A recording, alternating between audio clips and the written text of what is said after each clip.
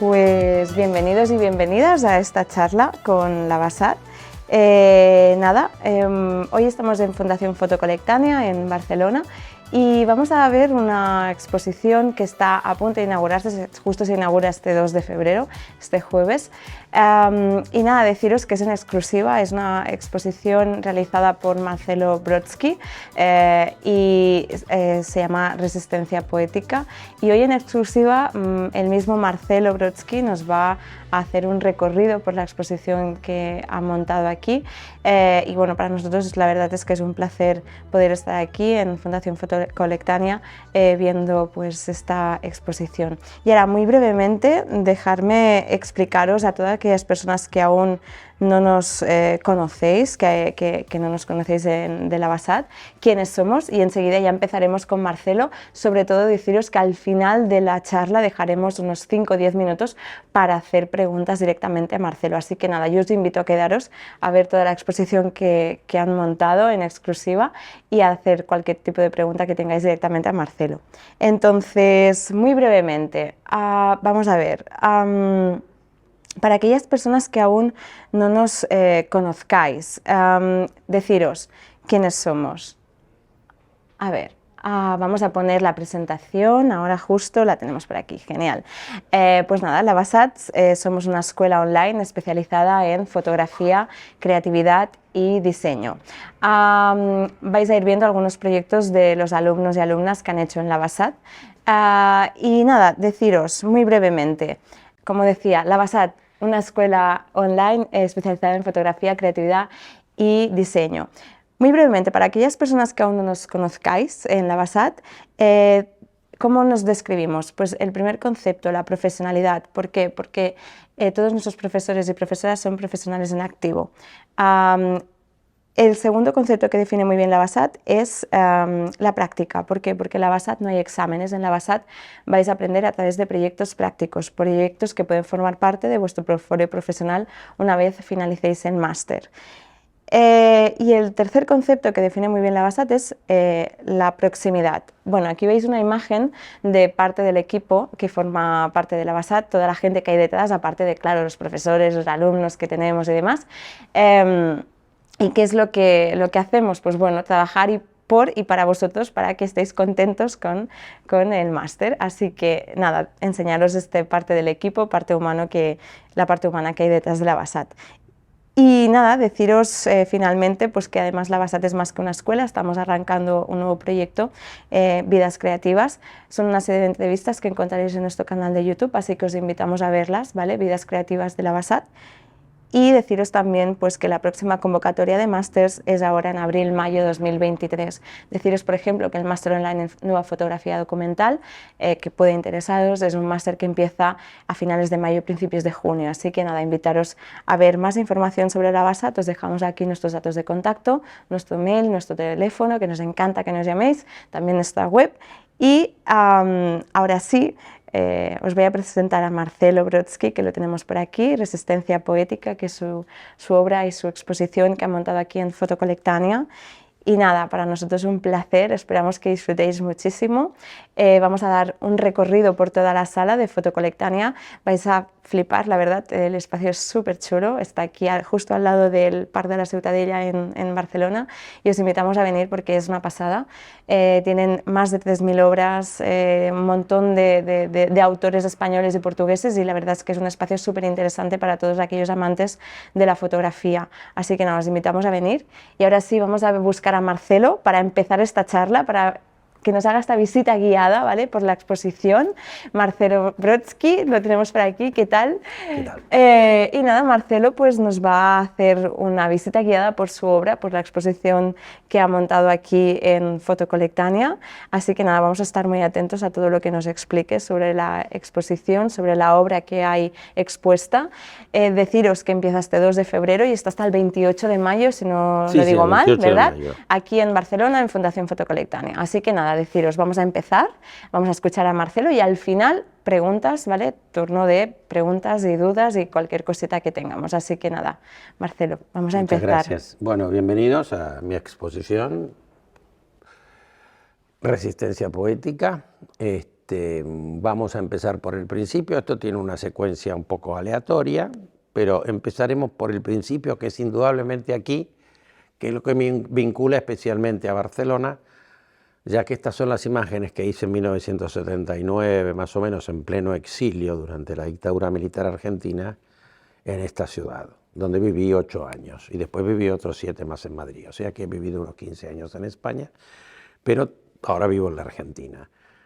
Esta serie de imágenes en blanco y negro forman parte de una fotografía clásica, que es lo que yo, por supuesto, me inicié con ella, aquí estudiando en Barcelona, en el Centro Internacional de Fotografía, que dirigía el GUSPI, y estudié con un maestro catalán, en Manel Esclusa, y conocí a todo el circuito así fotográfico de la época de la fotografía catalana. Esta es una imagen de las llaves. En estas llaves se mezclan las llaves de las casas arrasadas o allanadas durante la dictadura en la Argentina con las llaves nuevas de las casas que empecé en el exilio en esta ciudad, que es donde me hice artista, porque aquí fue donde estudié fotografía. Soy economista también por la Universidad de Barcelona, y aquí me hice artista. O sea, empecé a estudiar fotografía y después a recorrer los museos en Europa, en España, y a dedicarme al arte en forma, digamos, principal en mi vida, aunque también realicé muchos trabajos como agencia de imágenes. Durante muchos años dirigí una agencia de imágenes para poder vivir de mi trabajo, ya que todo este arte más politizado, más vinculado a los derechos humanos, no tenía un mercado en el coleccionismo. Eso era hace 20 años, cuando yo empecé, 25, 30. Ahora sí, ahora ya la obra vinculada a la reivindicación social en la fotografía encuentra su lugar en el mercado y en las publicaciones. Entonces estas también son obras del exilio. Acá hay un autorretrato mío en 1979, realizado en la plaza de San Felipe Neri, que es la plaza en la que Franco fusiló durante la Guerra Civil. Está acá en el barrio gótico de Barcelona. Ayer estuve allí escuchando el oratorio El Mesías de Händel, en esa misma iglesia en la que estoy ahí fusilado en el 79. Es un autorretrato. Aquí entonces este conjunto de imágenes cuentan lo que fue la relación con el exilio, una familia medio que en su momento tenía, que está en un plano inclinado sobre el rompeolas de Barcelona, y el retrato de un amigo mío al que el rostro se le ha tapado con el pullover, y entonces es un amigo sin rostro, cosa que es muy propia de ese momento de transición que el exilio de alguna manera significa. Yo en ese momento tenía 22, 23 años, era un joven fotógrafo, estaba empezando. Incluso algunas de estas fotos las hice antes de estudiar fotografía, las hice completamente como aficionado. Pero después las fui recuperando junto con muchas otras obras que recuperé de mi álbum familiar, con el siguiente trabajo más importante que hice, que fue el trabajo vinculado a la desaparición de mis compañeros en el colegio. Yo cuando regresé de Barcelona a la Argentina, cuando terminó la dictadura en 1985, me reuní con... Bueno, la dictadura terminó en 1983, yo regresé en 1984-85.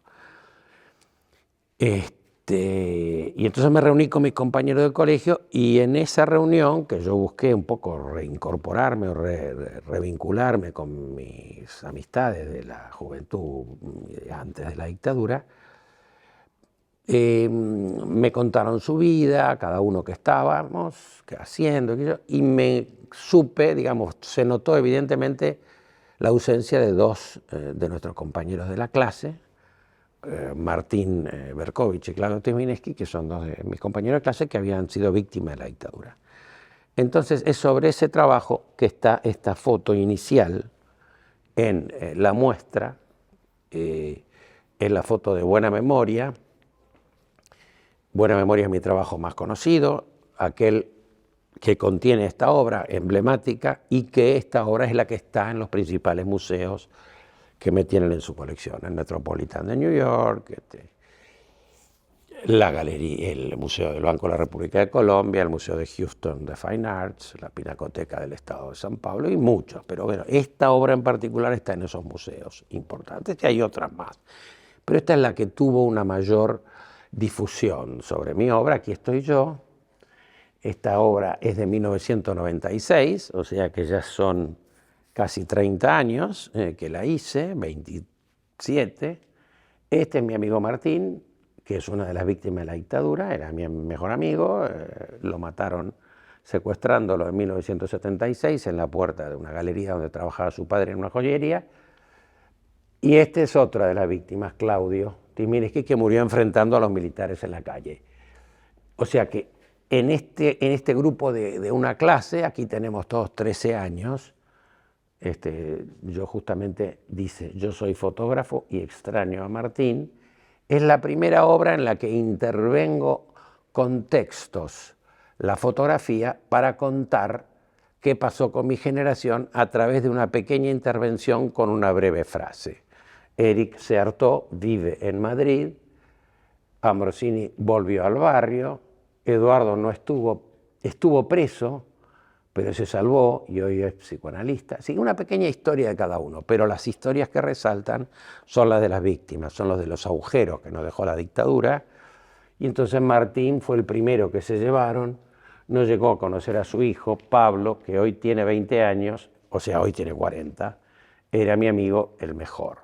Bien, o sea que esta historia, contada a través de una fotografía de archivo y de unos textos, fue el punto, digamos, más emblemático de un libro que se llama Buena Memoria, que es el libro que hice en 1997, que dio a conocer el trabajo. Ustedes saben que la fotografía, el libro juega un rol fundamental en la difusión de la obra, el fotolibro, ¿no? Que ahora está como de moda, pero bueno, esto yo lo hice hace más de 20 años. Y cumplió un papel muy importante para que la obra se conociera y circulara por el mundo, y por eso yo la mostré más de 150 veces en distintos lugares. Europa, América del Norte, América del Sur, por todos lados, es decir, mucho, Asia. Entonces, esta obra, digamos, Buena Memoria, está acompañada en esta exposición de un video que cuenta la lista de nombres de las víctimas de la dictadura. Esa lista tiene 113 compañeros de mi colegio, que son las víctimas de la dictadura, del colegio, y que representan, en el caso de mi promoción, que terminé los estudios en 1972, un 5% de los estudiantes. Es decir, uno cada 20 estudiantes de mi generación es víctima o fue víctima de la dictadura. En este caso es bastante mismo el porcentaje. Somos 34 y se llevaron 2. O sea que esos agujeros marcan lo que es mi división, lo que es mi colegio, lo que es la juventud, lo que es la sociedad, lo que pasó en la dictadura en un sentido amplio, hablando desde una pequeña ejemplo, que es una clase, pero en realidad esa clase cuenta todo lo demás. Por eso, en lo más pequeño, en lo más cotidiano, en lo más íntimo, está de pronto la universalidad, porque uno cuenta lo que conoce y eso que conoce a fondo es lo que los demás entienden. Bien, entonces estos son los trabajos iniciales, los trabajos que yo publiqué en mis primeros libros. Buena Memoria del 97 y lo del exilio en Barcelona está en otro libro que se llama Nexo, que publiqué en 2001. Algunos de estos libros se pueden conseguir por Amazon, si no están en la biblioteca acá del Fotocolectania o en algunas otras bibliotecas. Yo más o menos he publicado unos 25 libros, pero estos son los primeros.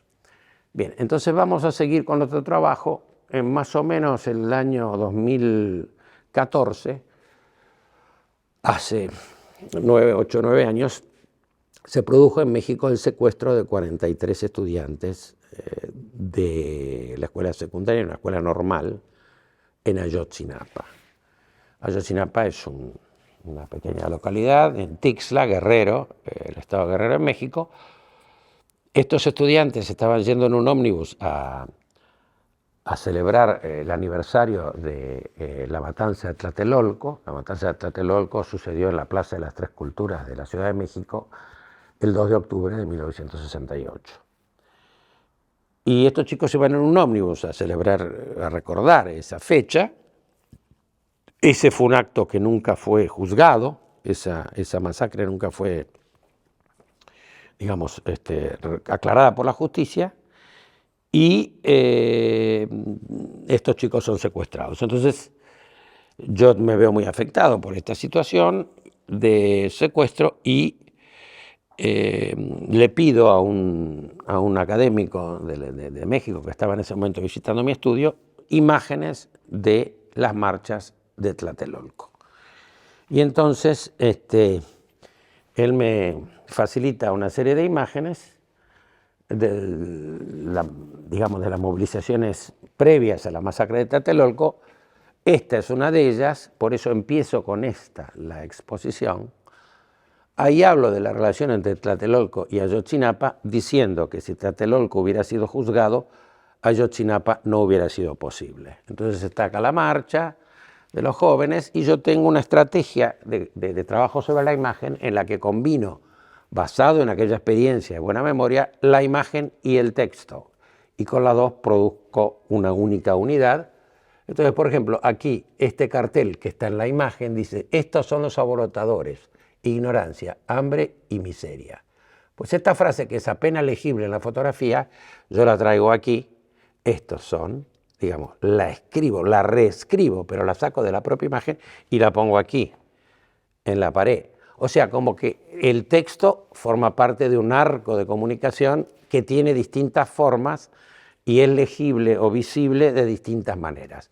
Lo mismo que este texto, que es el texto de este cartel, que no es legible en la fotografía, pero yo como fotógrafo, como artista, lo agarro a la lupa, leo lo que dice y lo paso a un lugar donde sí se puede leer y dice: la libertad no se mendiga, se consigue con la ley en la mano o con las armas. Esto no es lo que digo yo, es lo que dicen ellos. Y yo me limito a transcribirlo. Pues entonces esta imagen de México está, a su vez, tiene los textos que están aquí, tiene otros textos que cuentan lo que pasó, si se hubiera juzgado la matanza de Tlatelolco y sus responsables hubieran pagado el asesinato de la Plaza de las Tres Culturas, Ayotzinapa no hubiera sido posible. Por eso es la que da comienzo al trabajo, porque es la primera, la serie de México, donde yo empiezo a mirar en el 68 alrededor qué estaba pasando en otros lugares. Y abajo hay una especie de epígrafe, un caption, que dice: manifestación de estudiantes de la UNAM, Universidad Nacional Autónoma de México, el 13 de agosto de 1968, en pleno auge de las movilizaciones sociales con el apoyo de los obreros profesionales, profesores que enfrentaban el autoritarismo de Gustavo Díaz Ordaz y su gobierno. Encabeza la marcha la imagen del Che, asesinado menos de un año antes en la selva boliviana. Foto, colección Manuel Gutiérrez Paredes, María Chito, archivo iconográfico de la UNAM, 1968. Es decir, yo esta imagen, como todas las demás imágenes de este trabajo, yo tenía 12 o 13 años en el 68, no salía a hacer fotos por el mundo, son fotos de archivo que yo obtengo a través de una investigación. Es decir, busco cada una de estas imágenes, es mi especialidad profesional, puesto que durante 30 años dirigí una agencia de imágenes que se llamaba Latin Stock, la cerramos en el 16 cuando ya la gente no quería pagar más por los derechos, y entonces me dediqué completamente a mi obra artística. Pero en la época que empecé, como le dije, yo, digamos, ninguna de estas obras, las obras más politizadas, tenían ningún valor de mercado, no había el coleccionismo, museo que lo quisieran. Entonces tenía que vivir de algo y tuve esa agencia de imágenes que duró 30 años en España, en Argentina, en Brasil, en Chile, en México, en toda América Latina. Se llamaba Latin Stock, la cerramos, duró 30 años, de eso viví, porque de esto no podía. Ahora es distinto, ahora ya la obra circula. Y bueno, yo ya me dedico exclusivamente a esto, y entonces el arte político forma parte de una de las formas, digamos, de expresión de las artes visuales, del teatro, de la música, es decir, está en todo el arte, ¿no? En general. Entonces, a partir de esa obra de México, empecé a mirar alrededor y desarrollé 55 imágenes a lo largo de 3 años de investigación que cuentan el 68 en todo el mundo. Entonces, ahí tenemos Múnich, Córdoba en la Argentina, el Cordobazo, que fue un hecho muy significativo, pero cada una de estas imágenes es el resultado de un proceso de investigación, de buscar la imagen, de editarla, de elegirla, de conseguir los derechos de autor para poderla utilizar en un proyecto artístico, después de copiarla en papel de algodón, en blanco y negro. Si es en color, la paso a blanco y negro, la copio en papel de algodón, de modo tal de poderla intervenir. Para poderla intervenir tengo que digamos, estudiar lo que ha pasado en ese momento, en ese lugar, de modo tal de tener información necesaria para poder escribir sobre la información que la imagen no contiene, pero que está, digamos, en la información histórica del momento. Entonces, cada una de estas imágenes me lleva a una investigación. Podría yo hablar una hora sobre cada imagen, porque la investigación me ha llevado, no sé, mucho tiempo. Esta es en Dakar, por ejemplo, esta es una imagen de unas manifestaciones que hubieron en Dakar, que es la capital del Senegal, en 1968, en solidaridad con las manifestaciones de París. Y acá lo que se ve son los zapatos que dejó la gente en su huida. Pero esta imagen yo no la pude conseguir en Senegal. No había ninguna imagen en Senegal, en ningún archivo nacional, en ningún lado, porque en ese momento el presidente era Léopold Sédar Senghor, que como un héroe de la independencia y el intelectual que encabezó el primer gobierno independiente de Senegal, es el héroe de la patria, y estas fotos desaparecieron de cualquier lugar, de cualquier archivo, no se encuentran. Pero la agencia France Press tenía una oficina en Dakar, esa oficina se cerró, todos los archivos se mandaron a París, y a través de France Press en París y de una investigación yo encontré esta imagen que nunca se había publicado antes, de la gente escapando, que había escapado de la marcha, que era un soldado caminando en la calle y todos los zapatos tirados por ahí. Bien, es un tipo de reflexión sobre la represión, y el texto que hay aquí debajo en la pared dice: quedaron los zapatos.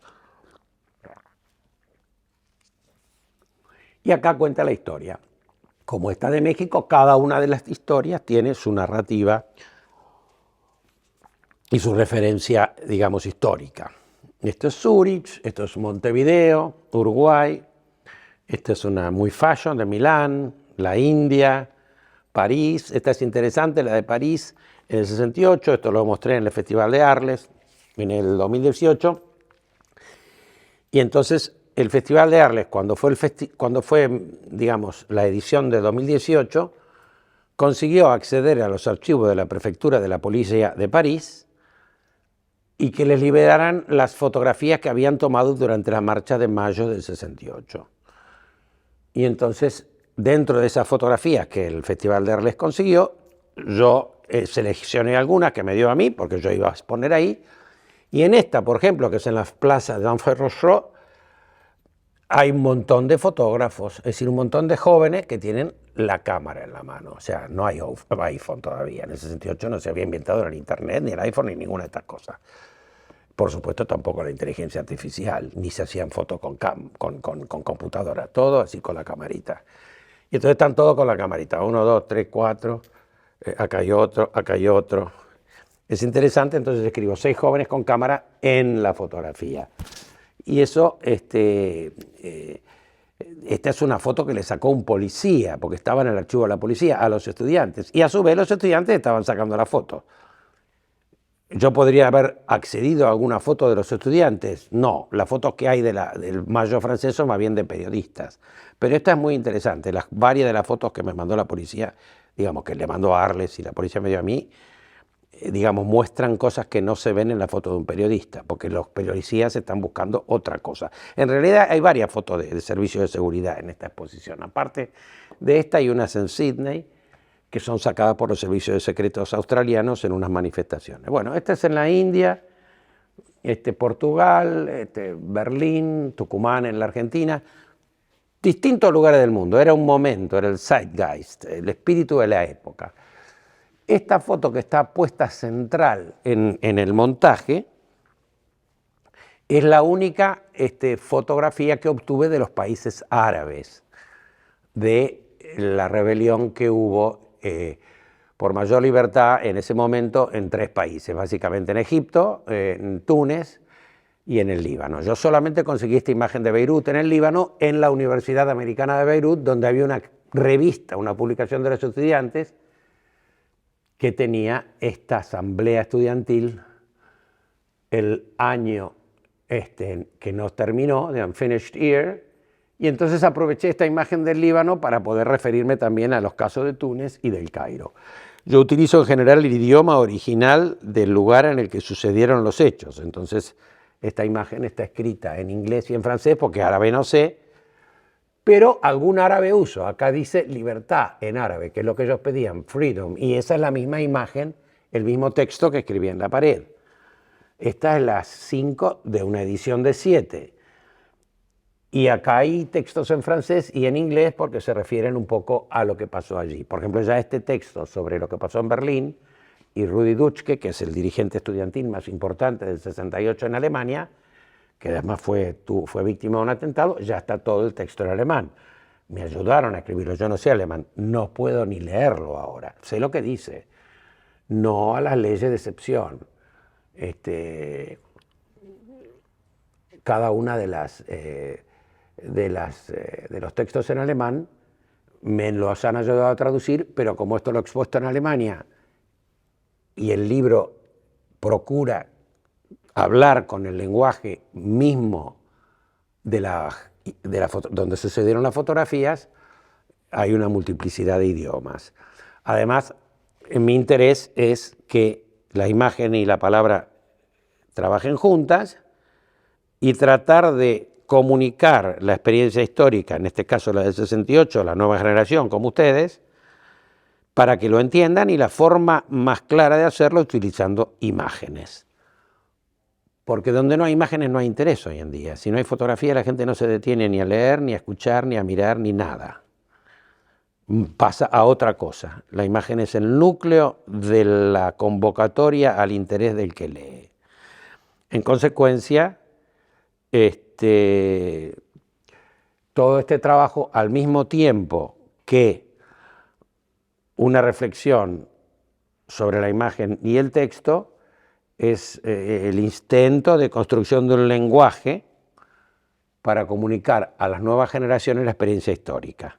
En este caso, la de 1968, que a mí me tocó vivir como muy joven, tenía 12, 13 años, pero más allá de la edad que tenía cuando sucedió, las consecuencias políticas, culturales del 68, mayor libertad sexual, mayor libertad política, mayor participación de los jóvenes en las decisiones, una cantidad de cosas que algunas de ellas se han conseguido ahora y otras todavía no, me marcaron toda la vida. Entonces para mí fue muy importante, digamos, darme cuenta de lo importante que había sido ese movimiento en el mundo, y para mí, y la mejor forma de contarlo es con imágenes.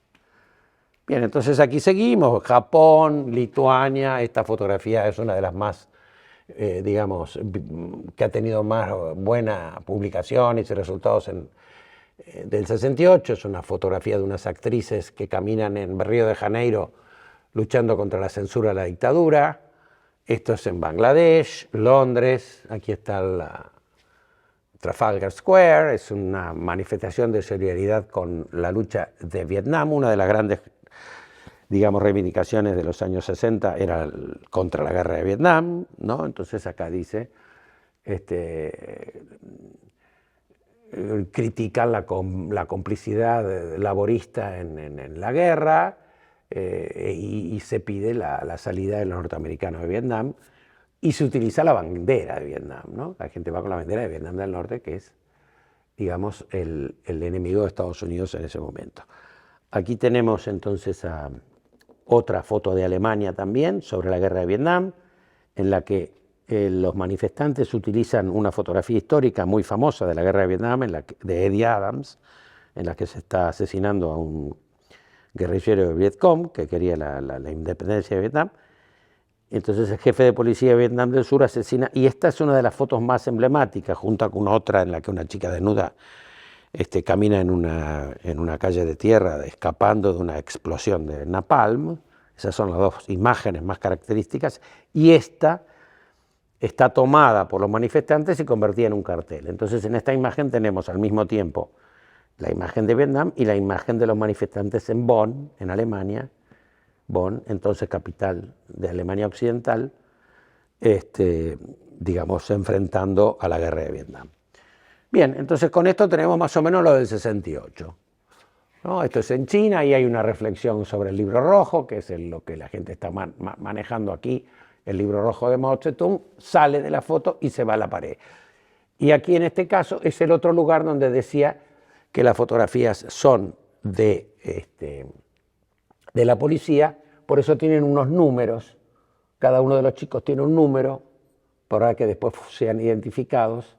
Esto es en Sydney, en Australia, y es una de las primeras veces que flamea la bandera indígena de los indígenas australianos, en lucha por sus derechos sobre la tierra, ¿no?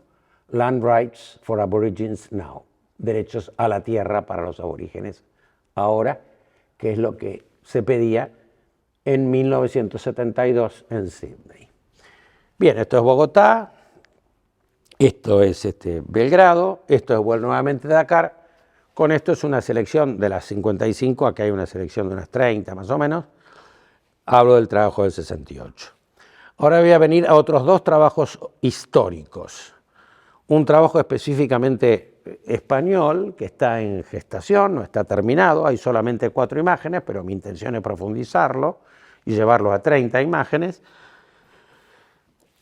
sobre la resistencia que hubo en España respecto del franquismo. ¿Qué resistencia hubo? Hay una tendencia a creer que Franco murió en la cama y que hasta que no murió no pasó nada. Y eso no es cierto.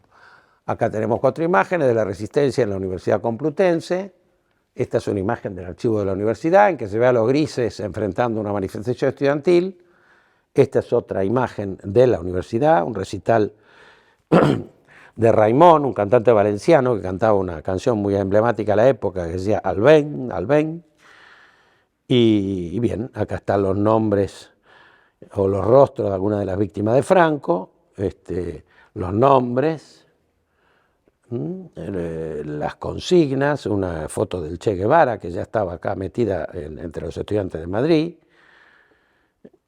y un texto. Esta imagen forma parte de la colección del Centro de Arte 2 de Mayo, en Móstoles, en Madrid, y es una de las imágenes que tengo en una colección pública aquí en España. Esta otra imagen pertenece a un grupo de estudiantes manifestándose en una rambla de Madrid. A nadie se le ve la cara. Una particularidad de las imágenes de la resistencia al franquismo que han permanecido y no se han destruido es que no se le ve la cara a nadie. Las que se le veía la cara las rompieron porque tenían miedo de la represión franquista. Y entonces lo mismo sucede acá.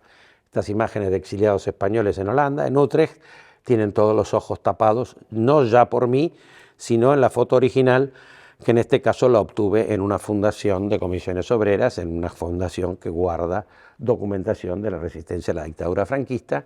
Esta ya es, como aquí indica, foto Barrio Pedro F, Álbum Online, que es una agencia de imágenes y proviene de la agencia F. Y esta es la que proviene del archivo de la Complutense, ¿no?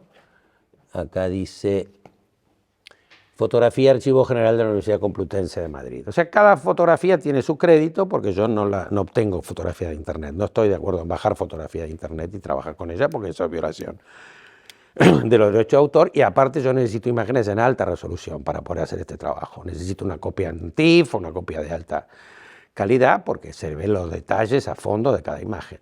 Eso no está en internet. Entonces tengo que obtener el negativo original, escanearlo o obtener un scan de alta calidad. Eso proviene solamente del fotógrafo o de la agencia que lo representa. Yo converso con ellos, como tengo la experiencia de la agencia de imágenes de 30 años de dirigir Latinstock, estoy en condiciones de negociar un contrato de derecho con esta gente, con cualquier agencia, con cualquier fotógrafo. En general no hay problema porque la mayor parte de ellas son fotografías de prensa olvidadas, porque la fotografía de prensa se utiliza en el momento que se obtiene, por 2, 3, 4 días, después va al archivo y chao. Alguna que otra sale después para una enciclopedia, y las que no quedan en el archivo y listo. Y ahora quedan en un disco duro que después va a perder la tecnología, va a haber que estar. O sea, es difícil que esas imágenes mantengan su vigencia en el tiempo. Entonces, cuando uno las vuelve a solicitar, por ejemplo 50 años después, como es lo del 68, y si la encuentro y qué sé yo, después la gente que la tiene o la agencia que la tiene dice, oye, ¿cómo no? Te la negocio, te la vendo, te la cedo para un proyecto artístico y yo trabajo con ellos. Pero bueno, eso porque durante muchos años, 30 años, trabajé en una agencia, conozco al sector, la gente que trabaja en él, dónde están los archivos, cómo se encuentra una imagen, cómo se busca, cómo se investiga. Eso es toda una profesión que se adquiere con los años, con el tiempo. No hay forma de resolverlo con un Google Look, ni tampoco el chat 2TP te lo va a resolver. Bien, entonces vamos a otros trabajos históricos que me van acercando al presente. Este trabajo es de los años 80, representa la lucha contra el apartheid, contra la discriminación racial en Sudáfrica. Está hecho en colaboración con otro artista, Gideon Mendel, que es un fotógrafo de prensa que es sudafricano, que ahora vive en Londres, que es el que hizo estas fotografías en los años 80.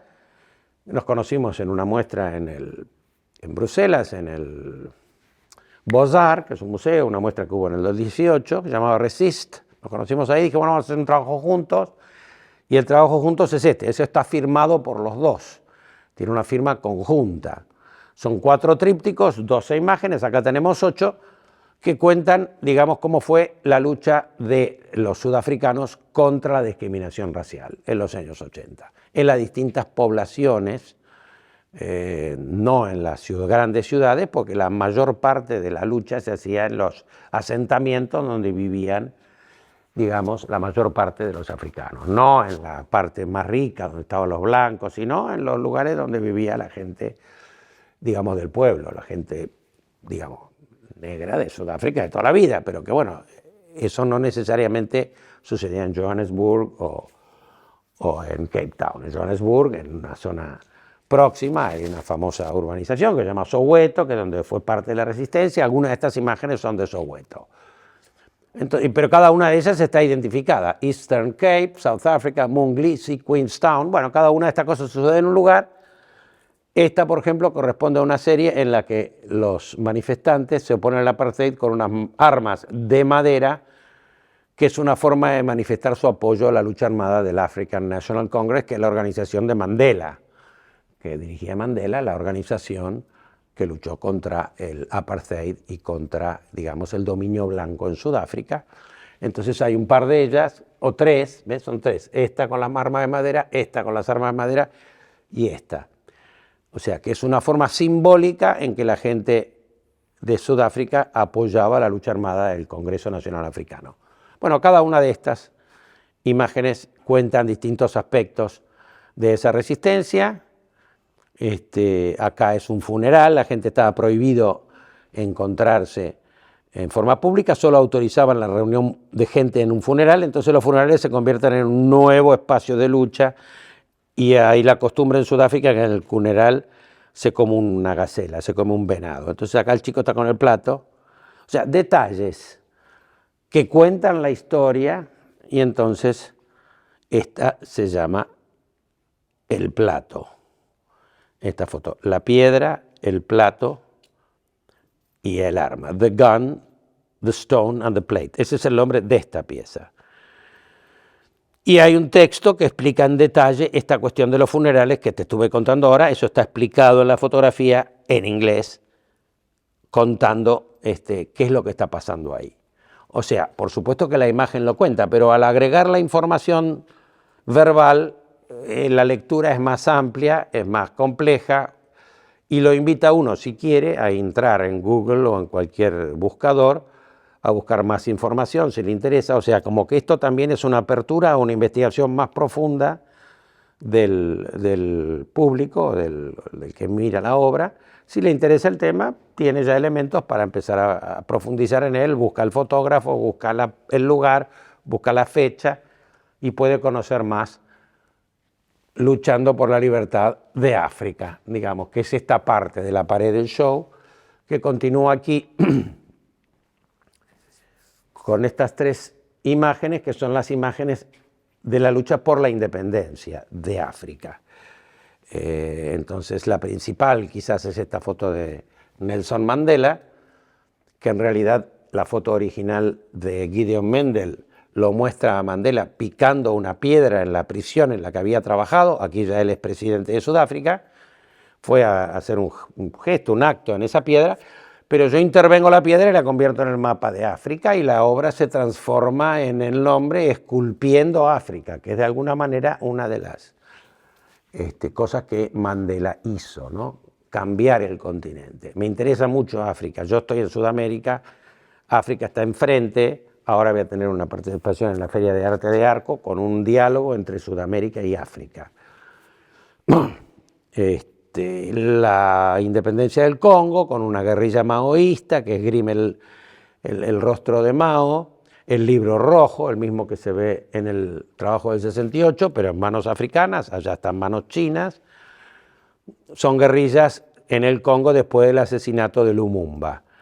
También es una historia en la que posiblemente sepan poco, pero bueno, si uno quiere leerlo, se viene acá a leer, la lucha por la independencia del Congo fue una escena una escena de lucha internacional entre los poderes de la época, bla, bla, cuenta la historia. Y entonces después de leer la historia, si uno quiere profundizar, lo puede hacer. Esto es lo mismo, pero la independencia de Zimbabue. Así que esta es la etapa, digamos, la serie africana, que concluye con un trabajo que hice después, pero que es muy importante para mí. Es muy reciente, pero habla de hechos anteriores, de hechos de la época colonial. Es este trabajo que se llama Rastros de la Violencia. Este trabajo se refiere al colonialismo alemán en África del Sur, en lo que hoy es Namibia, que en ese momento se llamaba German Southwest Africa. Yo, en un trabajo de colaboración con los abogados que defienden a las víctimas del genocidio alemán en esta región, que fue en 1904 a 1908, decidí colaborar con ellos. Ellos hacen la parte jurídica, la parte legal, de reclamar al Estado alemán la compensación económica por este genocidio. Pero esto lo hice en la pandemia, estaba yo encerrado, como estábamos todos, pensando en esto, y empecé a investigar en los archivos del mundo las imágenes que había de este genocidio que sucedió en esta zona del sur de África a principios del siglo XX, y que fue como una especie de entrenamiento del ejército alemán, del ejército del Kaiser entonces. Esto es anterior a la Primera Guerra Mundial. Es consecuencia de una conferencia que hubo en Berlín en 1860 y pico, que convocó el Kaiser, en la que se repartieron África a las distintas potencias coloniales. Hicieron un reparto como una torta: a vos te toca esto, a vos te toca esto. A los alemanes les tocó lo que es Camerún, lo que es Tanzania, que antes se llamaba Tanganica, y esto.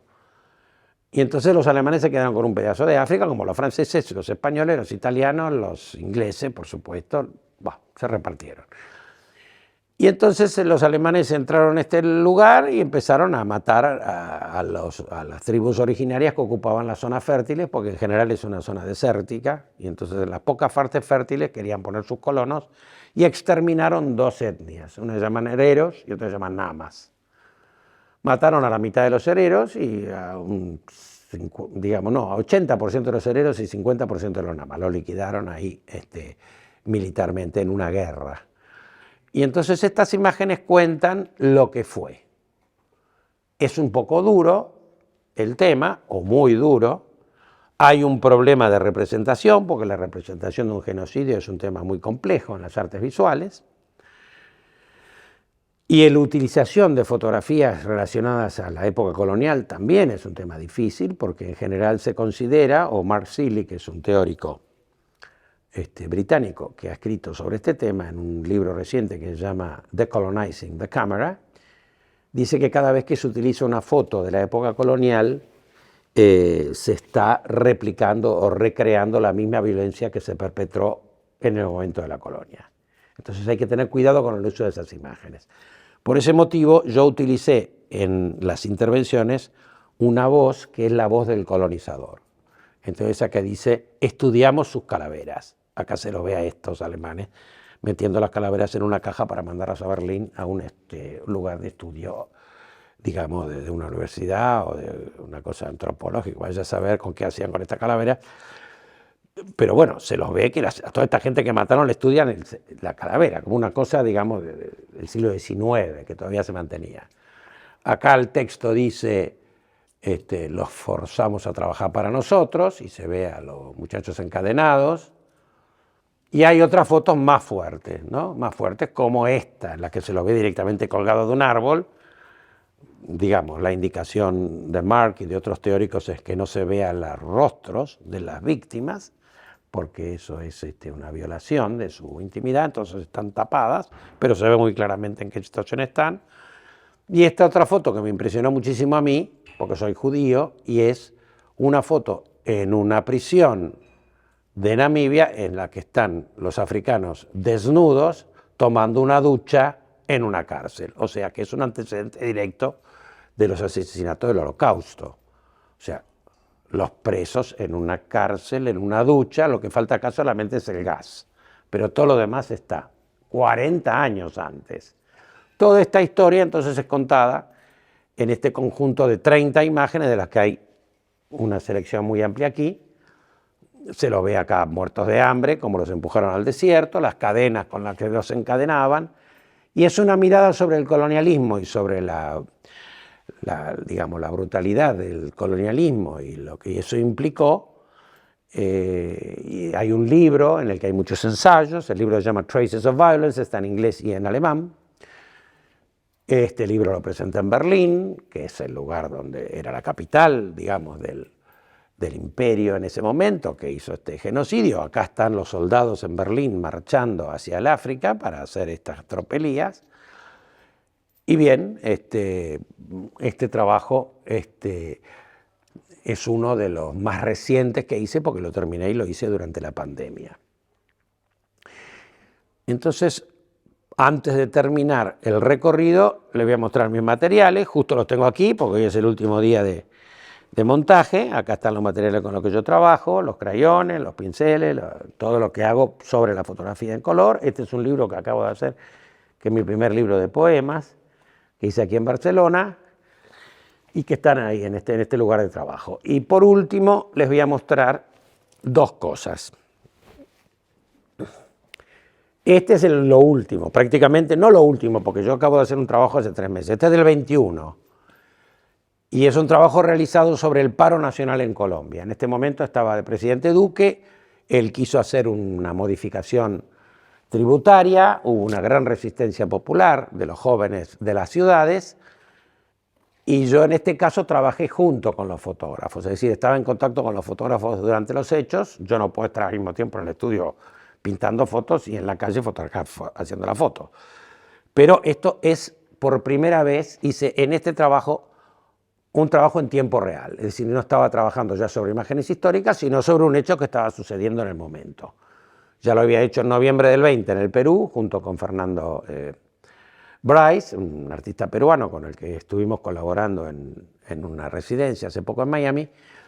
Y esto es entonces con fotografías de distintos fotógrafos, más que todo son amigos míos. Federico Ríos Escobar es un fotógrafo que ahora está trabajando para el New York Times, acaba de cubrir el pase de los inmigrantes por la selva del Darién. Y hay esta imagen que parece una especie de danza entre un manifestante y un Robocop, que es la que le da el título a la muestra, Resistencia Poética. Sale de esta obra, Colombia en el 2021. Esta es interesante, también se ve a los jóvenes enfrentándose a la policía en Bogotá, se ve a los policías allí, hay una serie de textos aquí que dicen equidad, igualdad, democracia, justicia, libertad, derechos, paz, todo lo que esta gente busca. En esta imagen uno está como colocado en el lugar del resistente. Hay un fotógrafo que está acá, pero no es el protagonista de la imagen. Los protagonistas son los jóvenes, que uno está, digamos, de alguna manera, desde este punto de vista, identificado con ellos. El color le agrega interés a la imagen y la hace más atractiva al público, ¿no? Hay un llamado, no se sabe si es dibujo, si es fotografía, si qué es. Y esa ambigüedad, esa falta de definición, porque no es un medio, no es otro, es en el medio, resulta atractiva, llama la atención. Y en ese llamar la atención la gente se acerca a mirar, a leer y empieza a entender más lo que estoy tratando de contarle.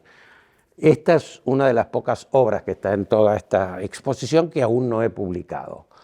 Lo que me lleva a la parte final del recorrido, que es esta instalación que hay aquí, con mis libros,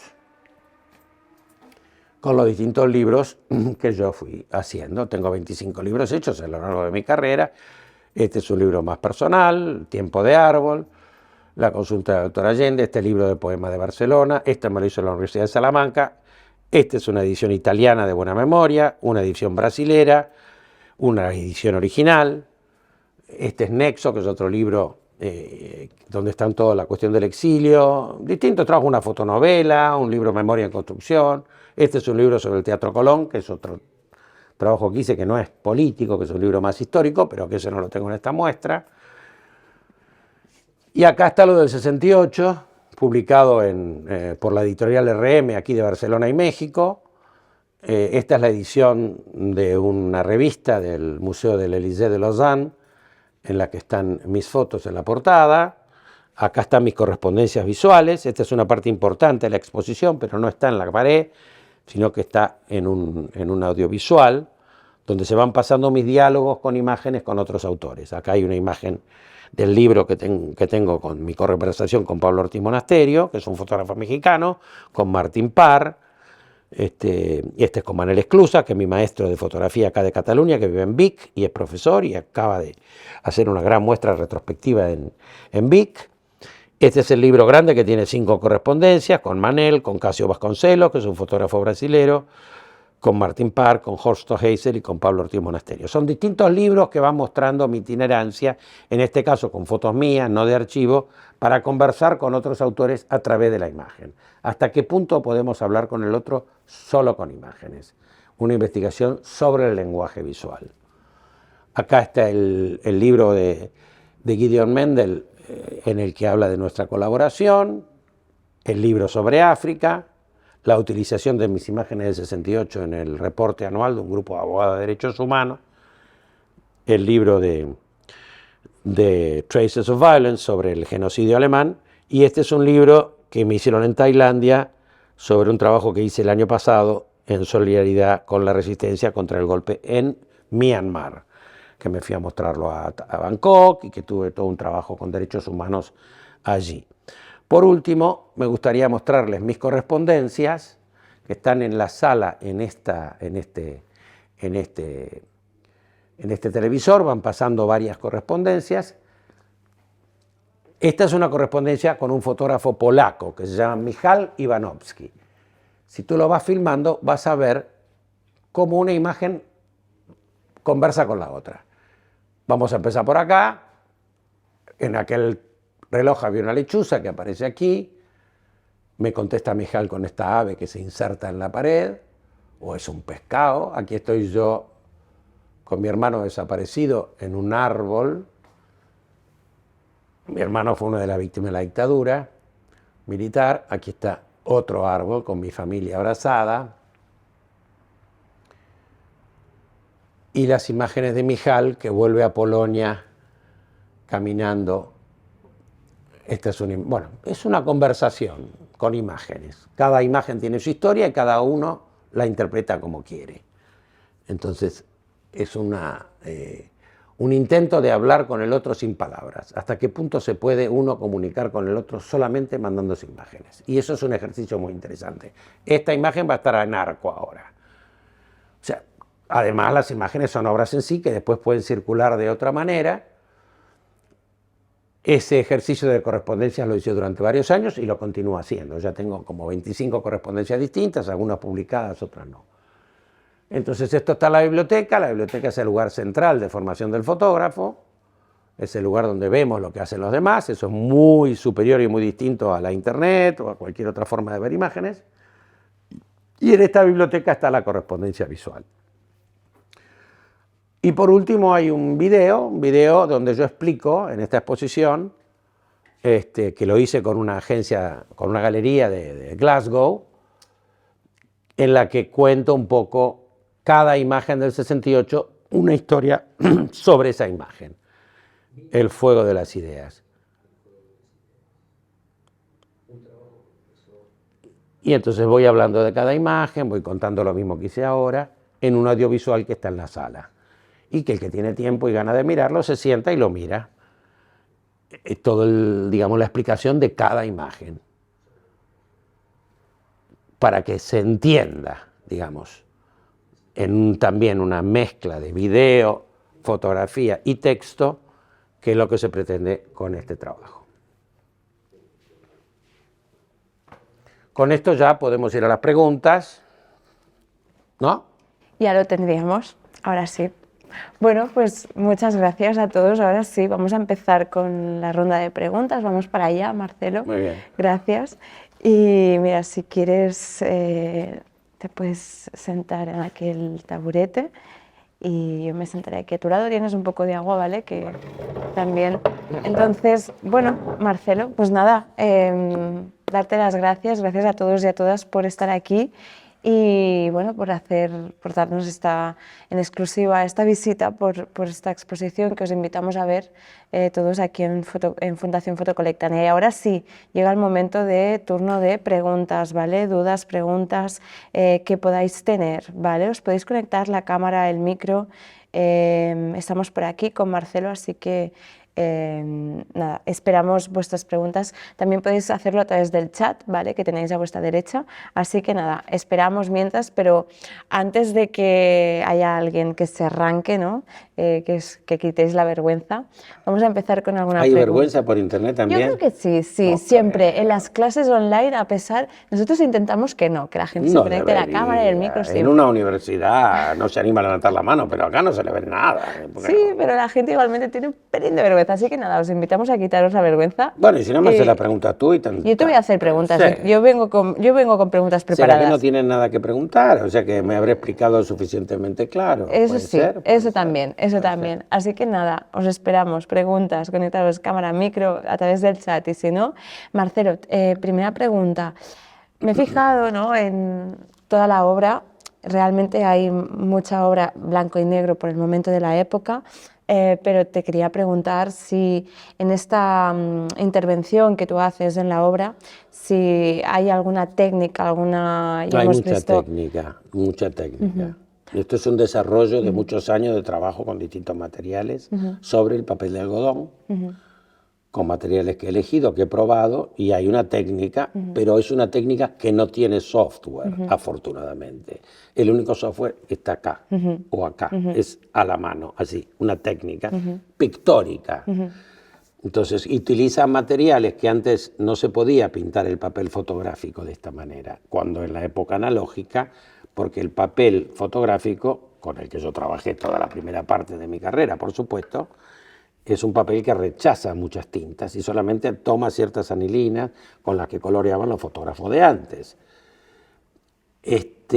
Mientras con la época digital y la impresión con pigmentos sobre papel de algodón, es posible utilizar herramientas del acuarelista, herramientas del pintor sobre el papel de algodón, y hay una gran diversidad de materiales que tienen que ver con el dibujo, la pintura y la acuarela, que yo voy probando sobre el papel de algodón para realizar esas intervenciones, de modo tal de que algunos de estos materiales permiten un mayor o menor grado de transparencia en el que aparece más o menos la fotografía original en blanco y negro que está debajo, y eso forma parte del proceso de producción de cada pieza.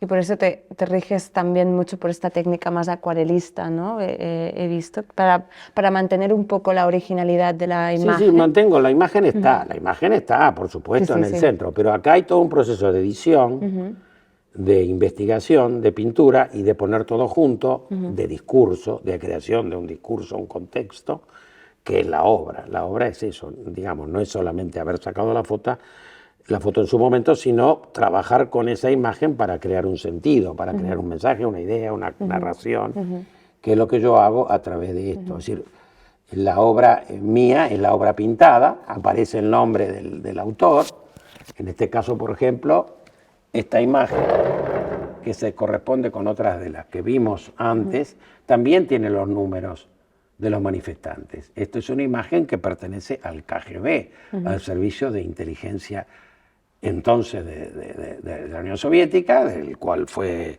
director general Vladimir Putin, que ahora es el presidente de Rusia, el responsable de esta guerra. Y entonces, en esa época, la KGB ponía números sobre los estudiantes, y esta imagen pertenece a los archivos nacionales de Lituania. Entonces, esta imagen yo la obtuve porque fui a exponer a Lituania, y la Asociación de Fotógrafos que me convidó fue a investigar en los archivos de su país, consiguió esta imagen porque ellos querían, bueno, si vienes a exponer aquí, quiero una de Lituania. Entonces me consiguieron la imagen de Lituania con los números. Es una imagen por la independencia de Lituania en 1972, Kaunas, Lietuvos Socialistiniki República, la República Socialista de Lituania, que pertenecía a la Unión Soviética, y ya estaba esta gente, que ahora son algunos de ellos dirigentes del país, Y la foto está con estos sellos y estos textos porque está en el Archivo Nacional. Entonces acá dice, foto, Archivo Nacional de Lituania, investigada con el apoyo de la Organización de Fotógrafos Lituanos, 1968, Fuego de las Ideas, una de 7, está numerada, firmada, y esa es la obra. Mantienes la originalidad de la imagen en este aspecto. Y justamente antes comentabas, ¿no?, que no hay software en esta intervención. Nada, no, ningún software. ¿En algún momento te lo has planteado intervenir? No me interesa porque yo no puedo competir con los chicos que ven este espectáculo para hacer nada con software, digamos, y tampoco con la inteligencia artificial, ni con ninguna, no me interesa. Yo hago lo mío con la manito, después va a la galería, a los museos, y eso no hay software que lo pueda hacer, afortunadamente. Mira, por aquí, primera pregunta. Bien. Lara nos dice, hola Marcelo, encantada. Antes que nada, muchas gracias por presentarnos algunas de tus obras. Es súper interesante. Me entra la curiosidad, ¿en qué te basas para elegir un tema de una obra nueva? Bueno, esa es mi experiencia. La obra del artista tiene que ver con su experiencia en la vida, es decir, con lo que le interesa, con lo que se va cruzando, con lo que le va pasando. Yo ya conté cómo fue que mi primera obra, la del colegio, es mi propia clase, la que estoy yo ahí en la foto. O sea, esa es la primera. Después de la resistencia al franquismo me interesó pensar porque pienso que hay poca recomendación visual sobre esa época, cuando Franco estaba vivo, y entonces me dio curiosidad de investigarlo y lo estuve haciendo hasta un punto en el que ahora, para poder hacerlo más, tengo que recorrer España, conseguir un presupuesto de algún museo o institución que me lo contrate para hacer. Y seguramente eso va a suceder en los próximos años, que voy a tener los recursos para recorrer los archivos de España donde haya información visual sobre esa resistencia. Cada cosa va sucediendo. De Alemania se dio por unos contactos con un abogado de derechos humanos, lo de Colombia porque me afectaba directamente, porque soy sudamericano, latinoamericano, y estamos ahí todos muy cerca uno del otro, nos influimos mutuamente. El lunes pasado estuve Lula en Buenos Aires, yo estuve con él, volví a, digamos, su primera visita a un país extranjero, es decir, como que yo estaba con él, digamos, con los organismos de derechos humanos. Mi actividad, por un lado, es en el arte y por otro lado también trabajo específicamente con las organizaciones de derechos humanos desarrollando este tipo de proyectos visuales, puesto que ellos entienden que necesitan formas nuevas de comunicar lo que hacen y eso es lo que hago. Entonces hay un punto de colaboración. Entonces algunas veces me piden un tema, como el tema de Myanmar, la lucha contra el golpe de Myanmar, me lo propuso una organización de derechos humanos, que tenía los recursos para viajar ahí, para hacer una muestra, para producir unas exposiciones. Y entonces hicimos un trabajo sobre eso, también en la pandemia, que no se podía salir de casa. Todos los manifestantes en ese ensayo están todos con la máscara. Así que van pasando las cosas, no sé cuál va a ser el próximo trabajo. Sí, ahora estuve en Angola, en una residencia artística, estuve trabajando sobre la relación entre Sudamérica y África, a través de unos mapas. Ahí ya no es fotografía, hice serigrafía, intervenidas también, pero no sobre una base de fotografía sobre papel de algodón, sino sobre una base de serigrafía sobre tela. Va cambiando. Yo no tengo una disciplina estricta, este medio sí, este otro no. En el 18 hice una ópera sobre el 68, un trabajo con música, con otros recursos visuales o no visuales para desarrollar un proyecto. Van cambiando. Cada vez aparece una cosa distinta y cada vez aparecen más, porque digamos yo ya estoy ahora en un momento en el que no puedo hacer todo lo que quiero o me gustaría, sino que tengo que elegir algunas cosas. Y entonces, digamos, opciones para trabajar violaciones de los derechos humanos en el mundo tenemos bastante. O sea que ese no es el problema. Sí. Hay que ver aquellas en las que yo puedo aportar algo visual. Gracias, Marcelo. Lara, por aquí. No sé si te hemos respondido bien la pregunta. ¿Alguna pregunta más que tengáis por aquí? Sí, le ha dado las gracias, Marcelo. Y yo por aquí, mira, Fernanda, ¿quieres conectarte el micro? Podemos escucharte, Fernanda. Hola, Fernanda. Y a ver, Fernanda, cuéntanos. Bueno, antes que nada, Marcelo, muchas gracias. Espero algún día poder verlo en vivo. La pregunta es, en las fotografías veo mucho el amarillo, el rojo, el azul. Esto es una coincidencia de la conciencia social de los hechos, o es una manera que está seleccionando para... Bueno, digamos, la selección de la paleta de colores, que es de lo que hablo. Sí, ¿no? La selección de la paleta de colores tiene que ver con las imágenes. Por ejemplo, en este trabajo del 68 es un trabajo de movilización estudiantil, de gran reclamo. Yo utilizo colores fuertes, rojo, amarillo. Y aparte que tengo una paleta que utilizo en general, ¿no? Hay ciertos colores que elijo habitualmente.